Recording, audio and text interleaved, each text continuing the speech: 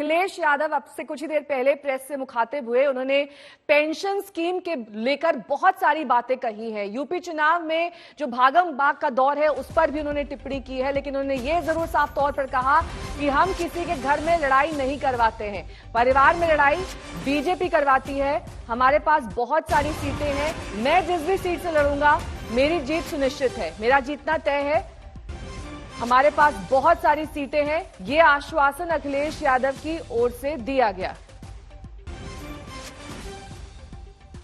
Bharatiya Janata party जो आरोप लगाती है परिवारवाद का, कम से कम हमारे परिवारवाद को तो खत्म कर रहे हैं वो लोग। इसके लिए उन्हें धन्यवाद देता हूं मैं। कल से हमें आरोप लगा रहे थे। ये काम भारतीय जनता पार्टी कर सकती है। उन्हीं से सवाल पूछिए। समाजवादी पार्टी किसी के घर में लड़ाई नहीं करा सकती। नहीं, हम ये नहीं करेंगे। ये परिवार में झगड़ा नहीं कराएंगे हम किसी के। ये कानूनी है, वो अपने कानूनी उसमें करें। कहीं भी लड़ जाएंगे समाजवादी पार्टी जीत जाएगी। लेकिन सवाल ये है, ये लोग जाने वाले लोग हैं। ये स्टूल लेकर के रहे, पूरे अपने कार्यकाल 4.5 साल निकाल दिया। 4.5 साल अपमानित हो रहे डिप्टी सीएम, अपमानित हो रहे। अपमानित होने वालों का कोई जवाब नहीं देंगे कि भारतीय जनता पार्टी जो परसेप्शन है, जो परसेप्शन समाजवादी पार्टी का है, जिस तरीके से समाजवादी पार्टी में भारतीय जनता पार्टी के बड़े बड़े मंत्री शामिल हुए हैं, जिनके पास व्यापक समर्थन है, जनाधार है, जो आपकी पार्टी में शामिल हुए स्वामी प्रसाद मौर्य जी, कितना बड़ा जन समर्थन है उनके पास। उनके पास जन समर्थन है, उनके साथ लोग हैं। या मंत्री दारा सिंह चौहान शामिल हुए हैं, उनके पास भी समर्थन है। जिस तरीके से समाजवादी पार्टी ने दलों को जोड़ा है, तो जो परसेप्शन है, उस परसेप्शन की लड़ाई में भारतीय जनता पार्टी हार गई।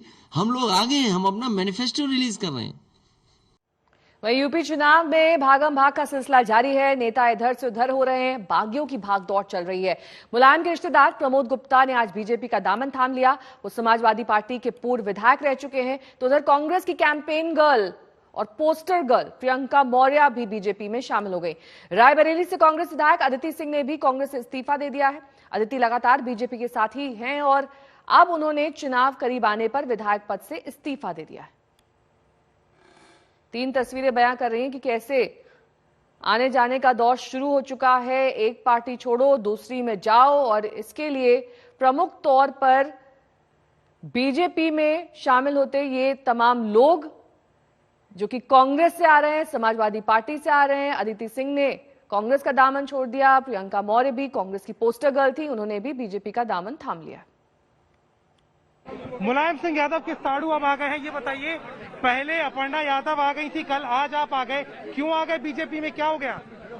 बीजेपी की नीतियां जो माननीय प्रधानमंत्री जी ने 370 धारा को समाप्त किया है, राष्ट्रवादी लोग, सारे लोग प्रभावित हैं। हम उन्हें उनकी नीतियों को पसंद किया, इसीलिए मैं भारतीय जनता पार्टी में आया। परिवार को एक नहीं रख पा रहे मुलायम सिंह यादव, अखिलेश यादव, बार बार ये सवाल हो रहा है। जब तक माननीय मुलायम सिंह जी रहे, उन्होंने परिवार को एक रखा। अखिलेश के आने के बाद उनके परिवार में बहुत सी बातें ऐसी मैं कहना नहीं चाहता। आज सारे लोग नाराज हैं।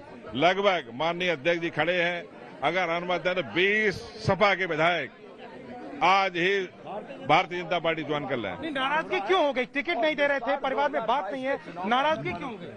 टिकट का सवाल नहीं, नीतियों का सवाल है। उन्होंने समाजदारी विचारधारा के लोगों को किनारे कर दिया, चाटकारों को अपने आसपास बैठा लिया। अखिलेश यादव कह रहे हैं कि मुलायम सिंह यादव ने कोशिश की थी अपर्णा को समझाने की, आपसे बात की क्या? अखिलेश यादव को समझाने की मुलायम सिंह जी ने बात की, अखिलेश जी क्यों नहीं माने? मैं पूछना चाहता हूं, अखिलेश जी क्यों नहीं माने? उन्होंने बहुत कहा। जब मैं सन 45 साल से, सन 80 से माननीय मुलायम सिंह जी के साथ हूं, कभी भी हमने उनके विरोध में बात नहीं सुनी। क्या कारण है अखिलेश जी ने हम लोगों को अपमानित करना चालू कर दिया? विधायक है, वहीं से चुनाव लड़ेंगे या पार्टी जहां कहीं तरह से लड़ेंगे? हमारा चुनाव लड़ने कोई इरादा नहीं है। पार्टी अगर लड़ाती है तो जंग जबरदस्त होगी।